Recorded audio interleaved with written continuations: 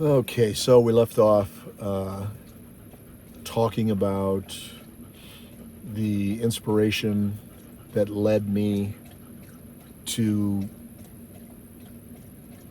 enter the nomadic lifestyle, to go on a journey, a drive about, if you will, to discover what is what's the definition of life now. Okay, I have already accomplished what every one of you want to accomplish, which is a successful relationship, a good, wholesome, long-term relationship with your best friend, with your confidant, with your lover. And raising a family and seeing that the work that went on there was the fulfillment of a dream, and that dream is to have fully functional children, to join society and make life better on this planet. And we did that. And anybody who knows my boys, I'm not talking about the dogs, I'm talking about Nick and Nate. Anybody who knows those guys knows exactly what I'm talking about. And if you don't know them, you want to meet them and learn about them because they're amazing.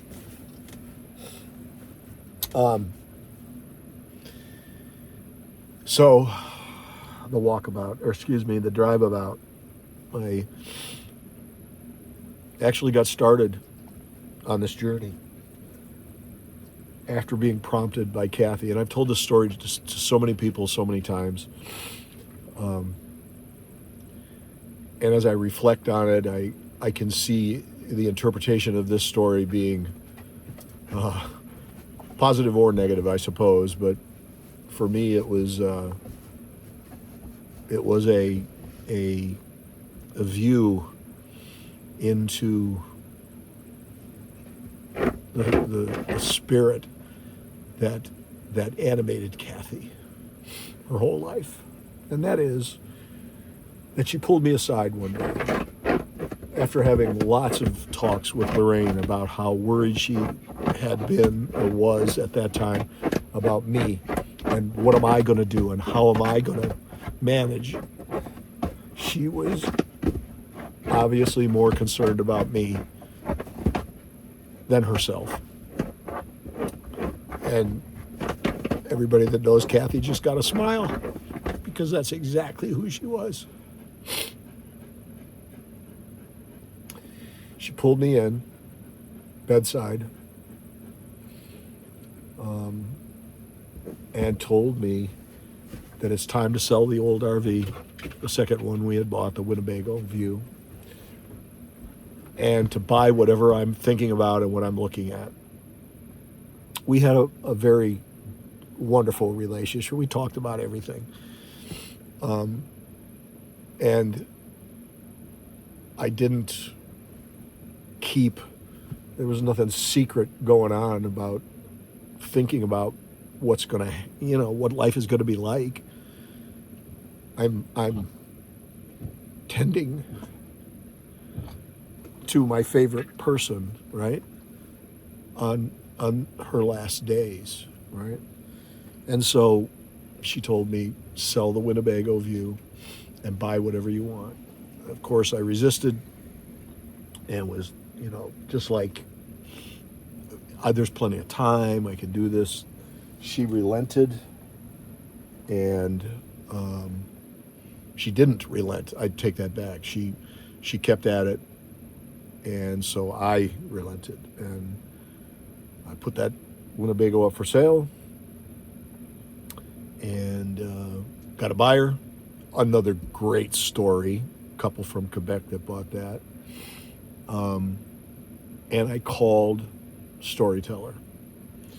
I had already made a decision that I was going after an adventure van, and that the dogs and I were going to spend our time traveling, and that was what was going to happen. And not only that, I knew that the Vandit special edition was the unit, the rig that I was after. I had seen number 13 for sale somewhere along the line, and so I knew number 9 was already gone. If you know me, 9 and 19 are my numbers, and are for many Baha'is. But so I whoever answered the phone should have written their name down. They said, "Oh, number 9." I asked them, "When is 19 going to be built?" They said, "Number 19's on the floor. It's being built right now." I said, "How do I buy it?" And so we put that all together and made it happen. There's a whole story that goes with that, but that's the short version. So, kind of close that piece out. The van shows up in May. I don't remember the exact date. Could have been late April. And when we brought it home, Bob across the street and flew up there with me, and we drove it back. And from March 24th to July 24th, I was involved in 2 major operations. 1, selling everything I owned, and 2, picking out what would fit in the van that I wanted to keep. And on July 24th, 2024, I pulled out of Lake Javita. House was not under contract, but I left anyway. It was empty, and we had a cash buyer, so I was hoping they were going to hang on. So that my journey, you could argue, started when the van showed up.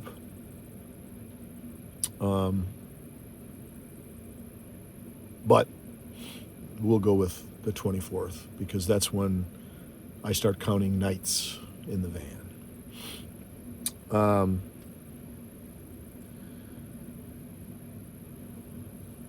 So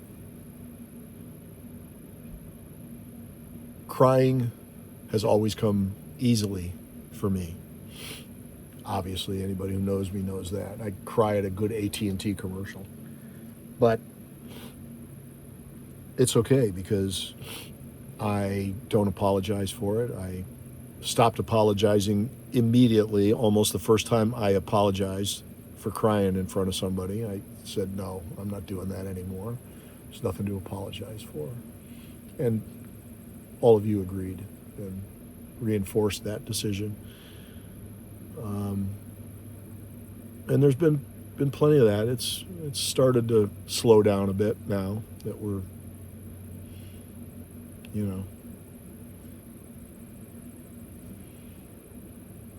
2 months away from that March date, 2 years later. But the probably the first help that I got professionally was after Nate had suggested that I get some help. And I had been looking at this ad that was popping up from BetterHelp, online therapists. And I thought, it's not a bad idea. So I signed up for a half a dozen of them. And over the period of about 6 weeks, I went through and had these video discussions with the therapist, and a very interesting young person. The fact that she was chasing around a toddler during our sessions didn't bother me a bit, because she never lost track of the conversation. She really was very good in that regard. But I have to tell you, after those 6 sessions, I really believe she learned as much as I did about the grieving process and how at least one person is dealing with it. And I let her know that I really didn't feel like I needed to talk to anybody anymore about it, and of course I can always go back and have it.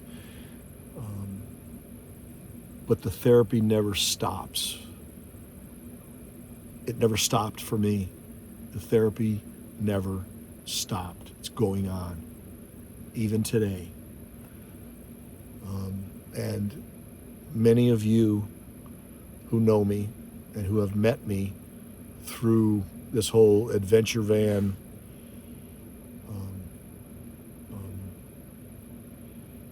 community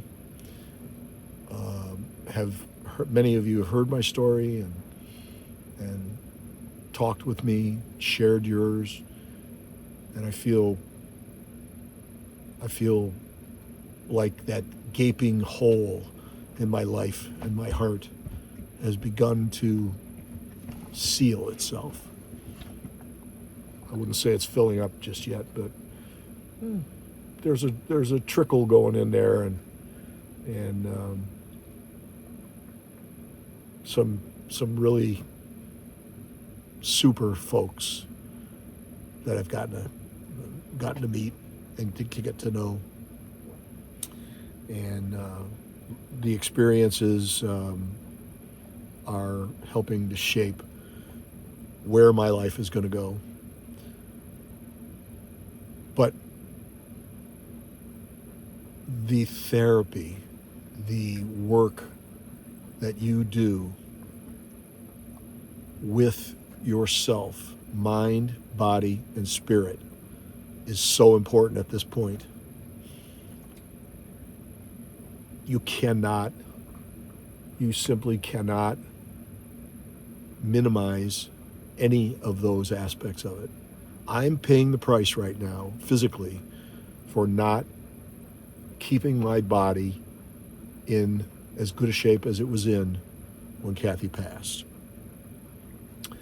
And that's all going to get fixed this year. It's been in the process for the past months.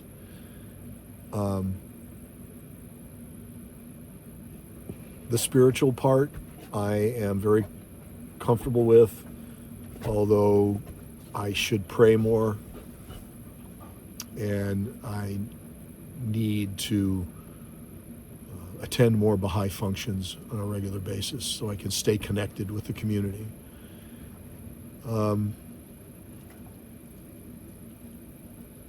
Emotionally, I feel like I'm made really good progress.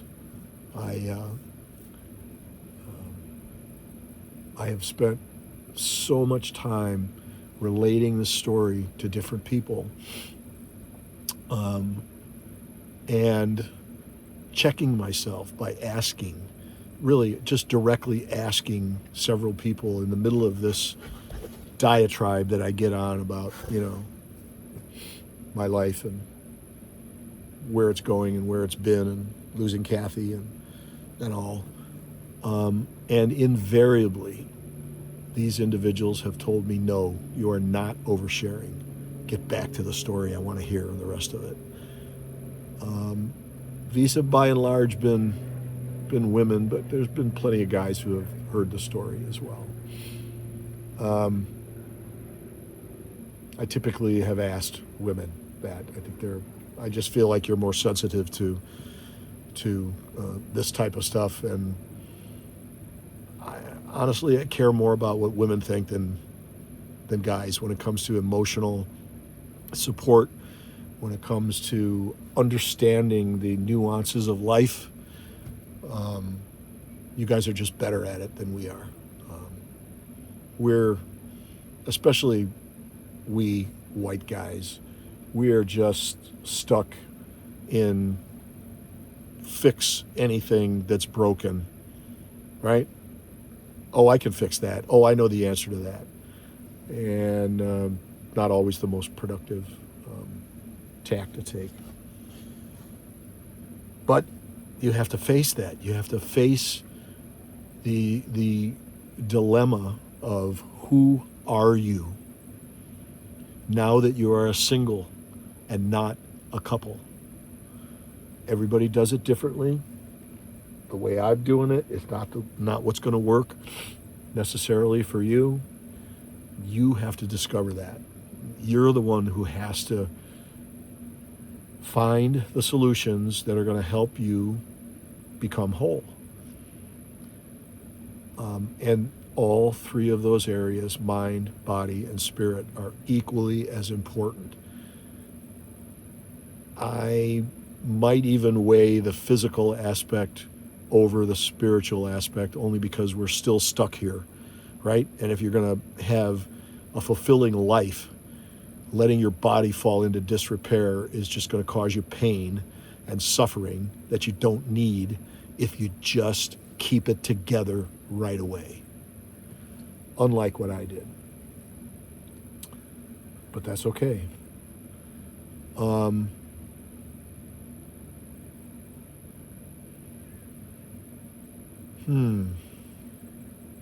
There's really so much to talk about. I'm going to pause these every now and then. I have no idea what format this is going to take in the end, whether I'll edit this particular piece out or whether I'll just put them out there in the stream of consciousness that they're meant to be watched. And so we'll see where all this goes. But I really believe the audience I'm talking to here is male. There's plenty of this. It really all applies to men and women, but I'm talking to the guys really, because I don't think most of us who end up widowers, and you know what's up with that, right? That word. Women get the cool word widow, right? And we get the leftover word widowers. To me, my translation is that's because women are more important, and they are. Just face it, guys. They're more important than we are.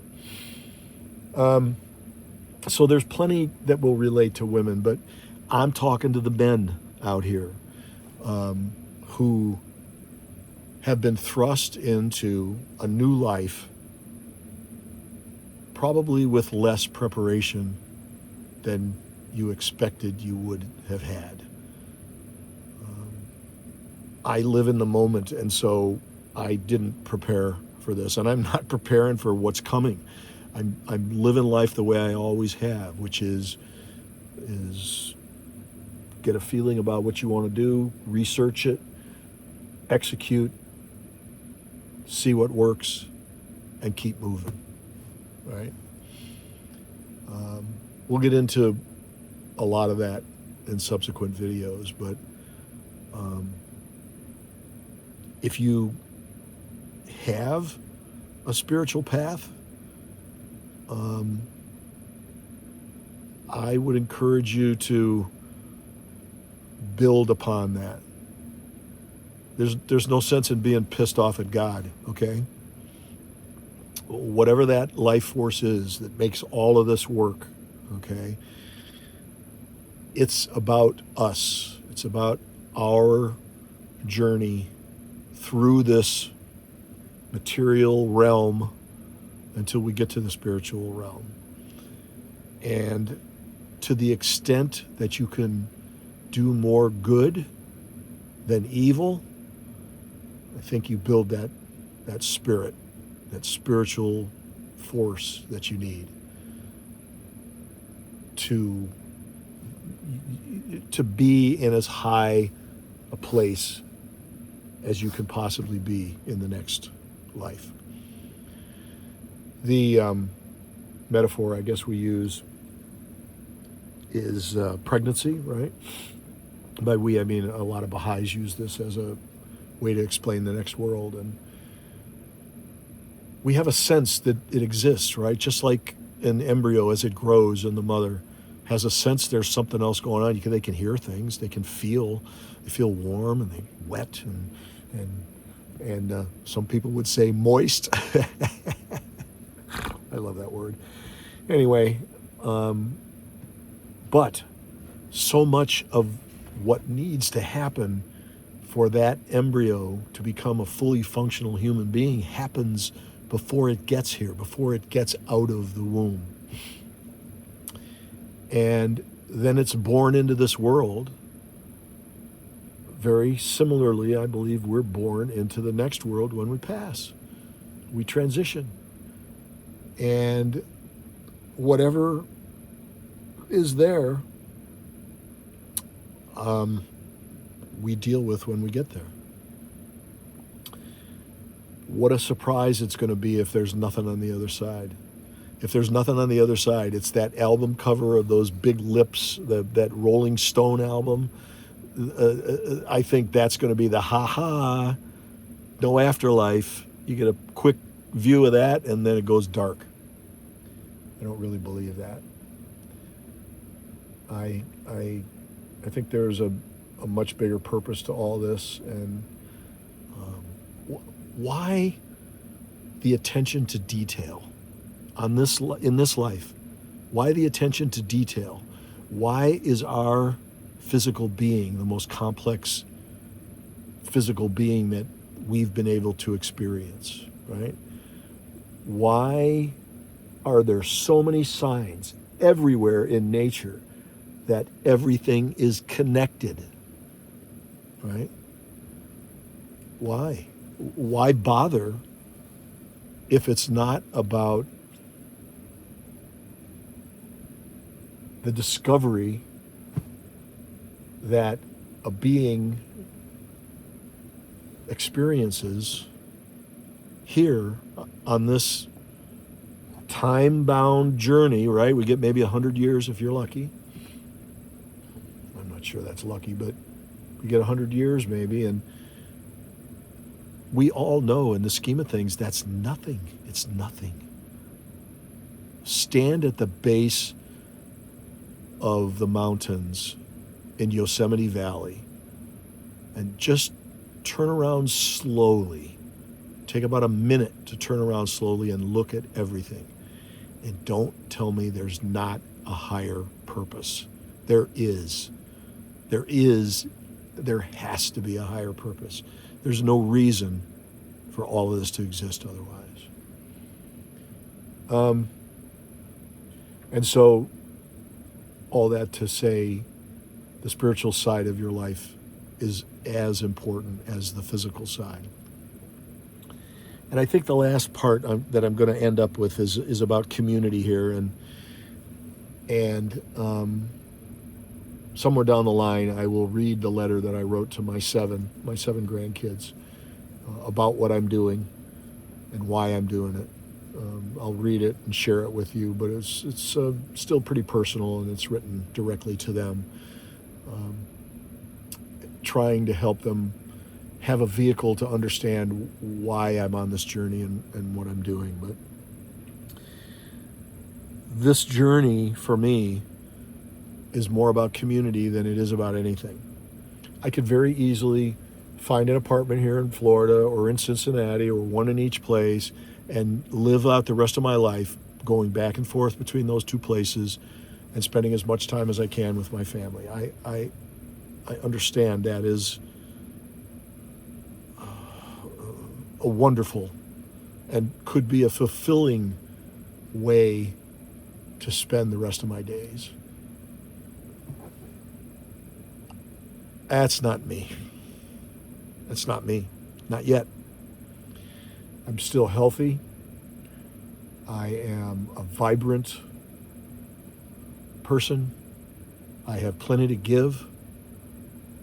I've got knowledge. I've got experience. I've got some wisdom, a few resources, and finding like-minded people for me is the real key to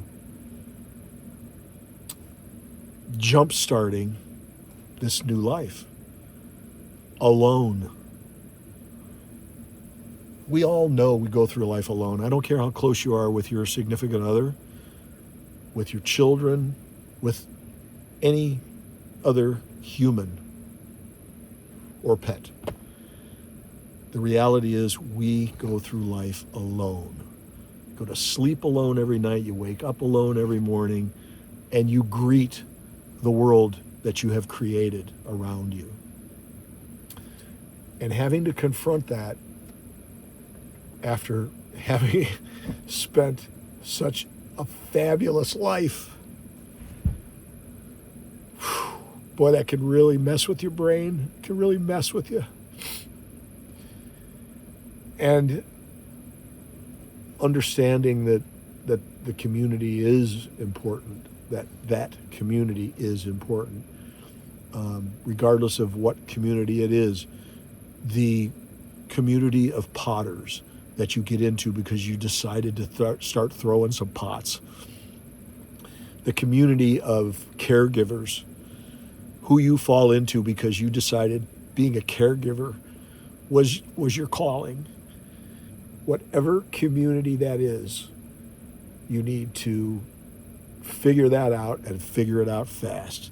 Because if you let yourself sink into a depression and you sit in that frickin' chair staring at the walls and just living on memories, you're gonna sink fast and hard, and that's not where you want to be. It's just not. It's not. Where you want to be is where your partner would expect you to be you, and to continue life, and to find that next purpose, and to find that community. And that's what I'm up to at this point. Over 500 days, pushing 550 nights in the van, I believe I've found my new tribe, my new community. And it's the Adventure Van folks that I have come to know, some very close, some less close, some just to say hi, some I haven't even met yet. Some of them are just friends online. Oh, and don't get me started on Facebook.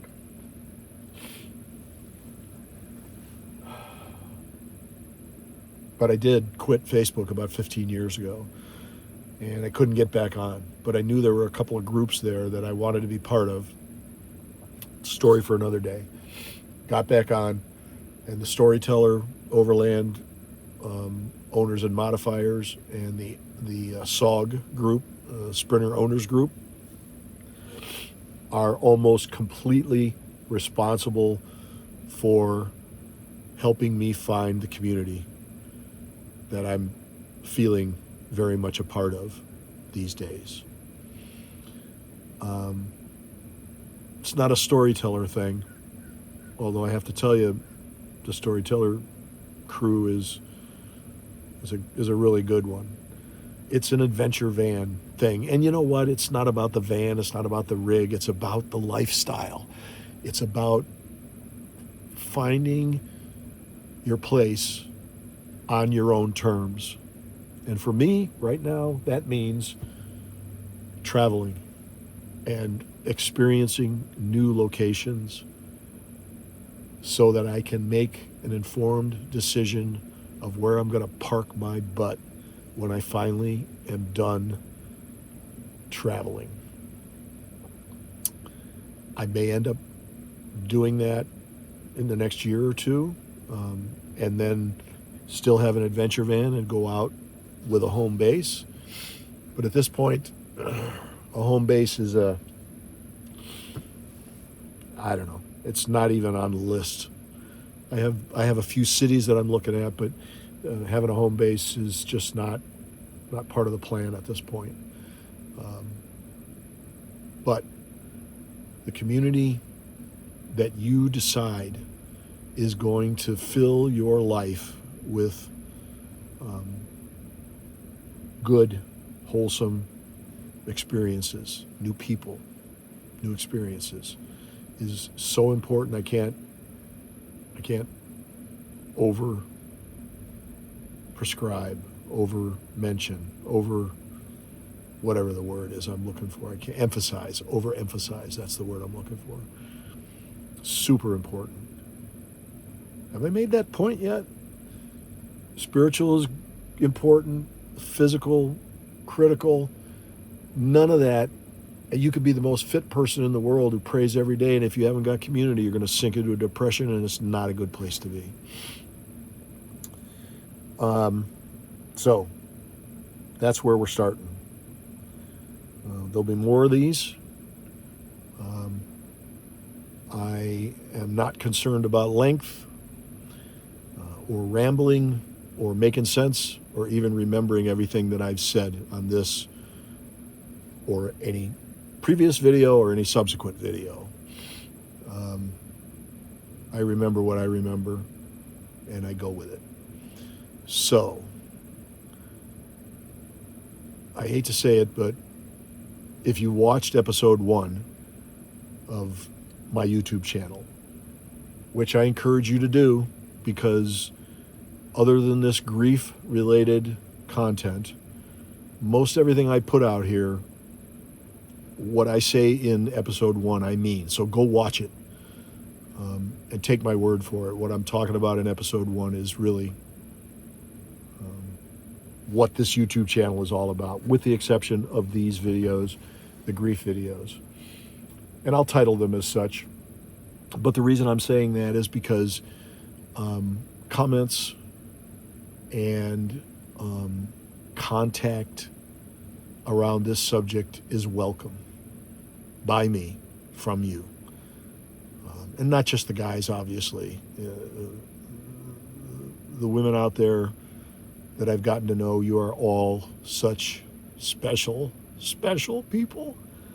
And I appreciate you so much. And I appreciate the help and the guidance that I've gotten so far and that I'll get in the future. But comments on these videos are welcome. And feel free to reach out. There's an email address, Uncle Orly, IGNTS, that goes to Gmail that you can send me a message, or you can DM me. You know, I'm on Facebook and Instagram too. Anyway, we're going to wrap this up right now. I think it's going to be more than an hour by the time it's done. I may post them just as is after I watch them, and there'll be 2 of them instead of 1. But I love you guys. I'm looking forward to talking about this more. I think it's going to help me. I'm hoping it's going to help you. And let's see if we can't sit around a campfire and tell some good stories. What do you say? Good idea? Uncle Orly, out.